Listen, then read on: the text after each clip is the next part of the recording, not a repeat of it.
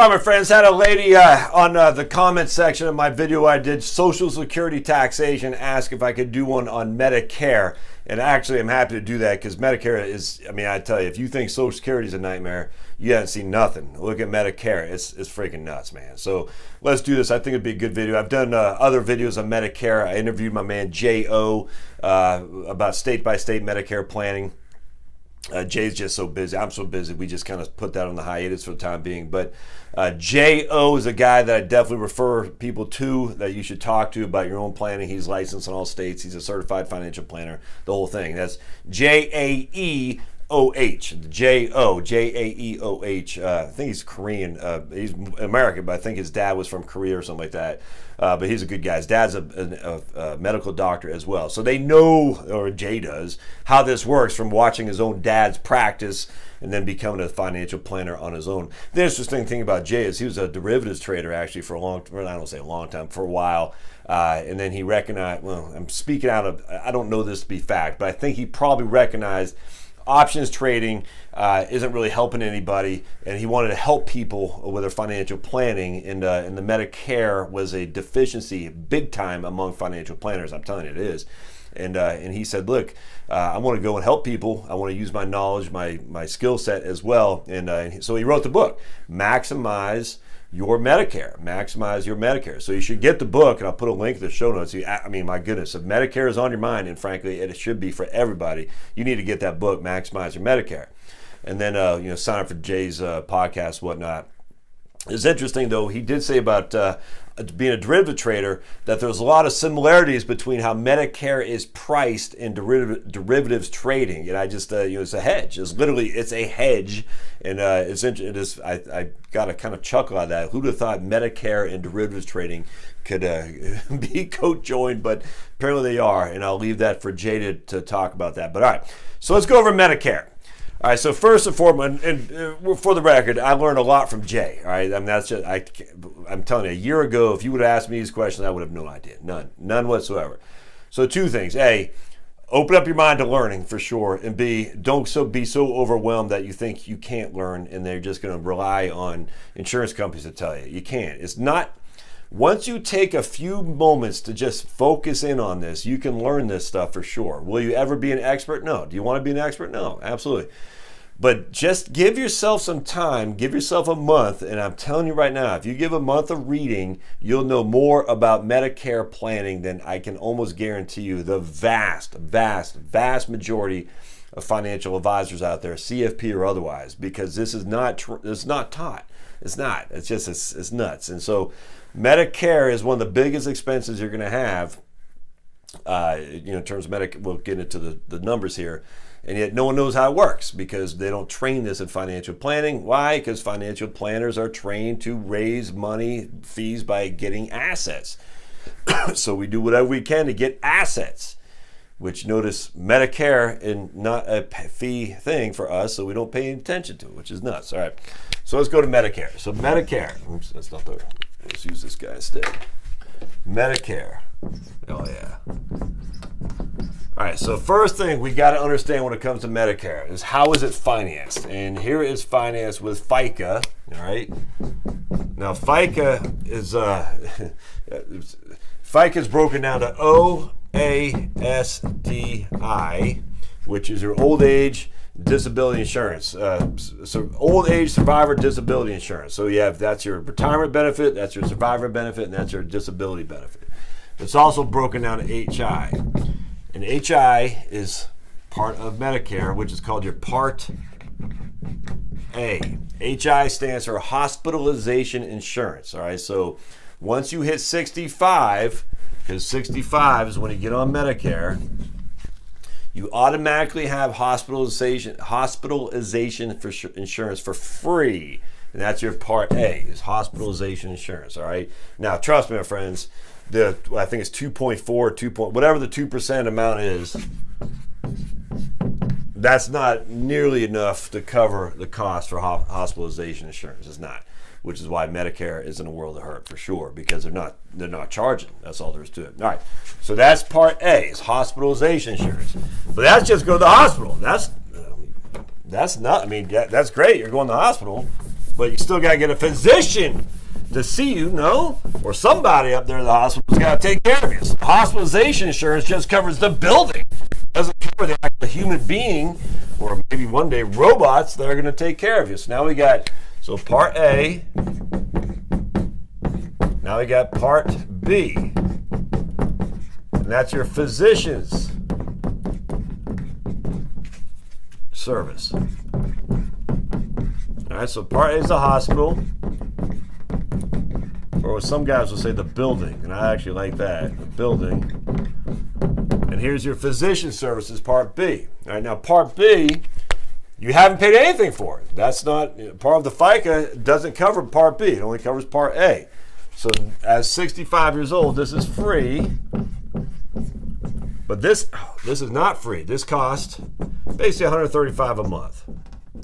Now, it depends on your income, your modified adjusted gross income. It could cost more. In fact, significantly more if your modified adjusted gross income is above a certain threshold. Roughly, I think it's $87,000. If you're single, $170,000. If you're married and whatnot. And I'm not going to get to that right now. We're just going to say it's $135 a month. Now, some people say, oh, it could be free if you're on Medicaid. I don't like that. I'm telling you right now. If you have assets and you're trying to hide them so you can go on Medicaid, I'm not a fan. I don't think you should do that. Actually, I think it's a moral judgment. But there are people who actually need Medicaid who don't have assets to hide. And so if you have assets and you're trying to hide them to get on Medicaid, you are inherently taken away from people who don't have assets to hide, who cannot now get on Medicaid. Medicaid is for indigent people.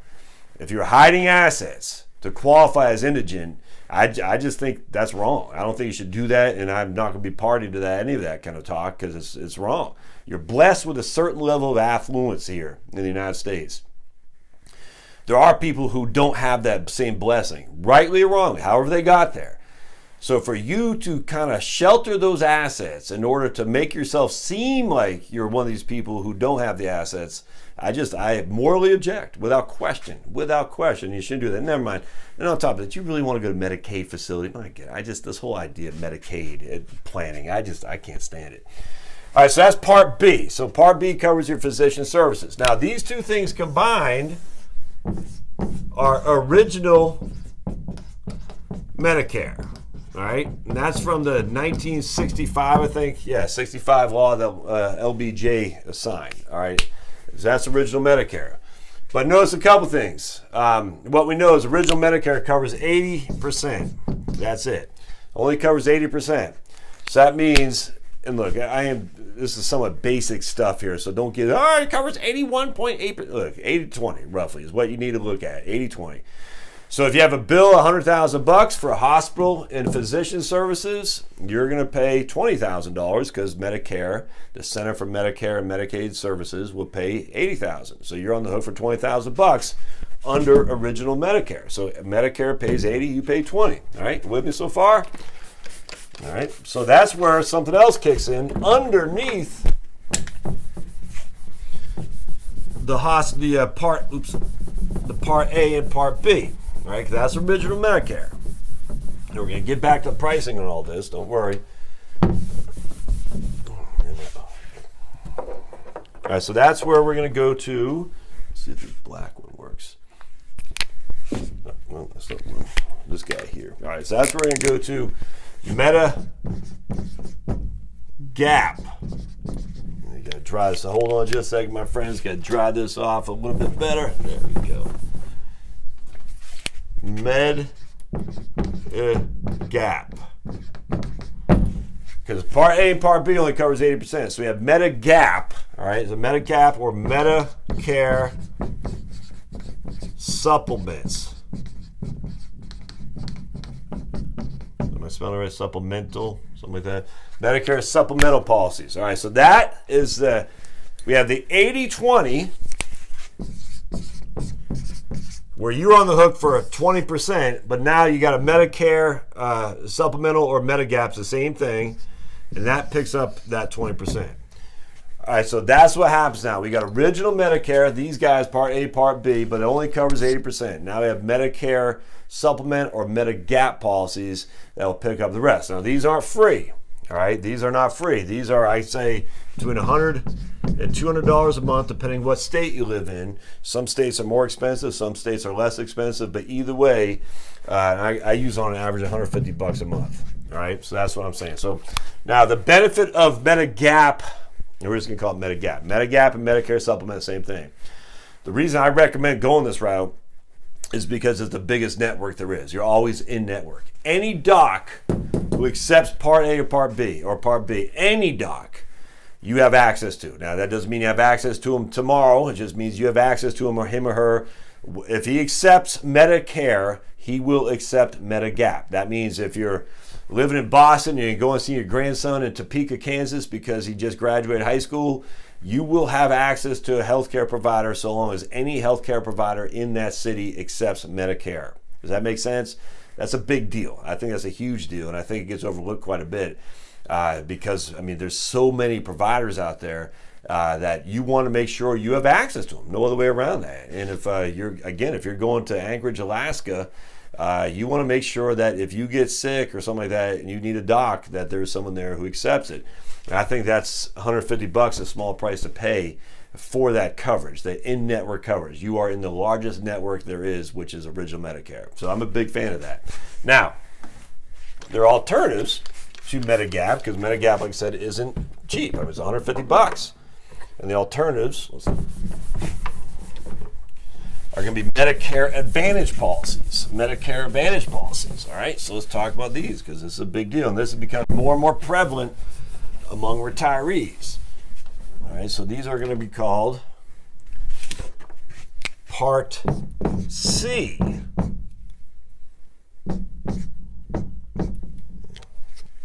Open. Part C is Medicare Advantage.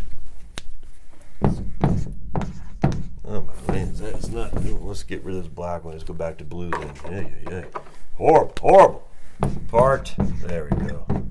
C. Medicare Advantage. Now, what happens with Medicare Advantage is it's basically this right here. Part A, Part B is in Part C. Medicare Advantage. All right, so Medicare Advantage, now the difference between Medicare Advantage and Medigap is that Medicare Advantage does they'll also pay that 20% we talked about, all right? So Medicare Advantage, you know for a fact what your out-of-cost maximum will be. That's part of the deal with Medicare Advantage. Now, the drawback about Medicare Advantage is that it is run by the insurance companies. They get a price per head, per beneficiary essentially, from the CMS, the Centers for Medicare and Medicaid Services. So they get, I think it's like $1,500 per insured. So if they can literally do economies of scale, they can price it accordingly. So the insurance companies, Aetna, United Health, I think is through AARP. Anyway, so they'll say, okay, we know for a fact we're going to get $1,500 per beneficiary. Our actuaries say it's going to cost us $1,100 per beneficiary, so we're making $400 per person.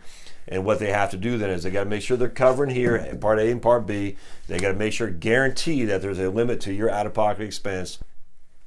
And then they're going to throw other bells and whistles in there too, as an incentive to get you to buy their policy. I mean, it's actually a pretty competitive market, fiercely competitive. In fact, we're talking, I mean, these guys they're competing big time. So Aetna, United Health, whatever the other ones are, Kaiser Permanente, I guess, Blue Cross, they're all competing heavily for your dollars. The drawback, though, is that every single insurance company is going to put you in their network, and their network is going to be limited depending on where you are. If you find yourself in, Jay and I were talking about, there is no Medicare Advantage offering in Alaska. At least that was last year because there was not enough of a network that insurance companies could give to you. So the network was limited, and it was so limited that it wasn't worth it for the cost benefit for them in order for the profitability to provide a network for residents of Alaska. So there was no Medicare Advantages offered to you in Alaska. So you're going to Medigap or you're going to Original Medicare, which is going to put you some serious risk for sure. So we know with Medicare Advantage, it's going to be cheaper than Medicare Supplement because it's going to be in network. They're going to limit your ability to see a doc within their network. Now, if you live in Miami or Phoenix or a big Boston or something like that with a big, a huge amount of retirees with lots of doctors and hospitals, probably no big deal. In fact, Medicare Advantage might be beneficial to you because it is cheaper, significantly cheaper. Some Medicare Advantage policies don't cost you anything. That's how much the insurance company wants to get you on their thing. They say, we're not going to charge a premium. Why? Because they know under the actuarial tables that you will cost them at the end of the day $1,100, but they know they're getting $1,500 from CMS. They're like, we're not going to charge anything. Now, there's more to this story than that, and we'll talk about that just a second. But that, I mean, my goodness, if you're strapped for money and you're eating cat food, Medicare Advantage policies are probably better than Medigap, because we don't want you to have the greatest insurance, but you're eating cat food. That doesn't make any sense. So Medicare Advantage can be very beneficial depending on where you live. The drawback here is two things. If you're living in Boston with Medicare Advantage and then you go to Topeka, what's the likelihood that a doc is going to be in network at Topeka for your visit when you live in Boston? And frankly, I just don't know. I mean, it might be high. I don't know. I mean, insurance companies aren't stupid. They know, hey, we got a bunch of beneficiaries of Boston. We want to make sure they're covered if they go to these other places throughout the U.S., which most likely you will do. So the insurance companies has an incentive to provide the biggest network they can and maintain profitability. So they're not dumb. It's just the question is, I don't know and you don't know. And so you'd have to do the research to figure that out. And how many people are actually going to do that research? Secondly, is the big deal, is that Medicare Advantage policies change every single year. All right, so if you have an MA, it's short for Medicare Advantage, and if you're like me, you're like, looking at health insurance stuff, I'd much, much rather slit my wrist, jump off the Empire State Building into a pool of starving great white sharks than look through this stuff. It's, oh my goodness, it's painful. Thus, Medigap is for me just because I'm lazy. All right, now, but am I paying more for my laziness? Probably, absolutely.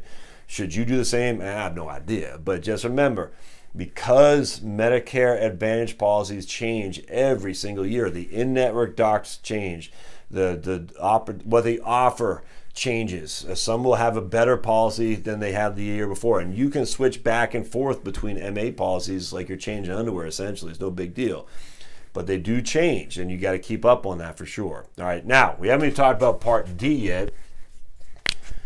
Part D, which is prescription drugs. All right, so some Medicare Advantage policies will have Part D in it. All right, some will, some won't. And you got to keep your eyes and ears peeled on that. Some Medicare Advantages will have Part D in it, and if they do, they're going to change the drugs that they provide to you regularly. I mean, it changes all the time. I'm just telling you. So again, more consternation for me to say, look, I'm on Lexapro this year. There's pretty good coverage, but maybe they drop it off next year. Maybe they change the copays. I mean, I don't know how it works, but you as a consumer need to keep up with how this stuff changes.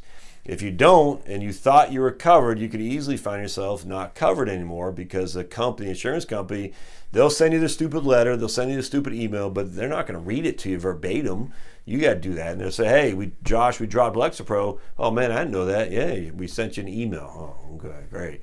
So you got to keep up with that. And some of this stuff is pretty, I'm telling you, man, it's pretty insane what the level of coverage they can change on a year-by-year basis on top of the competing entities that are out there as well. So what could be great this year could not be so great next. What was not so great this year might have changed the prescription drug, so that it might not be so great still, but they do give you that drug you need at a discount relative to what just there's so many what ifs you got to look at for sure. Medicare Gap does not have Part D. So if you're doing Medicare Part A, Part B, again, that's original Medicare, and you have a Medicare supplement, you still need to get Part D. And we're going to say Part D costs $35 a month. Again, this is means tested, so it could cost more depending on what your modified adjusted gross income is. All right, but so Part D, it might be part of Part C, it might not be. You got to look. But we know that Part D in of itself is roughly $35 coverage, and that can change every year. I mean, it does. All right, so now let's go. We're going to say we're not doing Medicare Advantage. For Medicare Advantage policies, MA, I would highly refer you to a broker who gets paid on that stuff. A broker, they get paid a commission to sell you the product. but not a captive agent. So you don't want to go to USAA, for instance, or Aetna and say, hey, what kind of policies do you have? Because they're only going to share you their policies. You want to go to a broker like my man Jay and say, hey, Jay, can you shop these policies for me? And what do you see from your experience as the best? Medicare Advantage policies, do not do it on your own. I'm telling you, do it with someone who knows what the heck they're doing. All right, so now we're gonna go back to Medigap, because this is what I think. This is what I'm gonna do. I mean, as long as I can afford it. So now we know we need to get a Part D. All right, so we know this is 135, Part D is 35, and Medigap is 150. We're gonna say. So between 35, 150, and 135, we're paying on average $320 a month, and that's before any co-pays and all that stuff. That's per beneficiary. That's what it's costing us. But we basically have the best coverage that money can buy for the most part. So $320 a month, you times that by 12, that's roughly $4,000 a year with a couple co-pays thrown in. And that's what I use for premiums and insurance coverage, roughly $4,000 a year per person. So husband and wife, $4,000 a year. Now, where it gets confusing, even more so, and this is, again, you thought Social Security was bad, Medigap has a bunch of different plans in it. Plan F, Plan G. I can't remember. They used to have Plan I. I can't remember I think that's the one they discontinued. Plan N.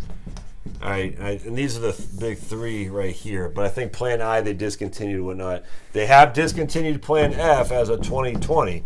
And what that means is, and this is, I mean, you can still sign up for Plan F right now. You can absolutely could. The drawback, though, is because they discontinue it, that simply means they're going to have no more new blood going into the plan. And that means the plan beneficiary is going to get older and older and older and sicker and sicker and sicker. And you can easily see that the premiums be raised significantly for beneficiaries of the Plan F, simply because they're not getting new, younger, healthier people in there. I don't want to get too deep into that, but just be careful. Everyone defaults to Plan F, and I'm just telling you, I think you should be careful there. Now, what happens with Medigap with these various plans is they'll cover the $185 premium, or what's the deductible for your Part A. They'll cover there's a bunch of things they cover differently than what original Medicare. So on top, so you want to look at these various plans. And again, look at a broker, but this is pretty standard. I mean, this one's a whole lot easier in Medigap because it's standard across. I mean, everyone offers the same thing. Some people offer at a higher price, some people offer a lower price. I guess it's just being naive where you pay a higher price for Plan F with Aetna than you would with, I don't know, United Health or something like that. But that, they're not hesitant to exploit your ignorance, my friend. So if you're not using your study, or at least using a broker, and you're paying $180 for a Plan F, and you live in Georgia and I'm paying $120, it covers the same thing. I mean, it's just you didn't do your research. No other way around that. But generally, these are the three plans. So not only you have Part A, Part B, Part C, Part D, but then within Medigap, again, which is a supplemental policy to Part A, Part D, Part B, you have Plan F, Plan G, Plan N.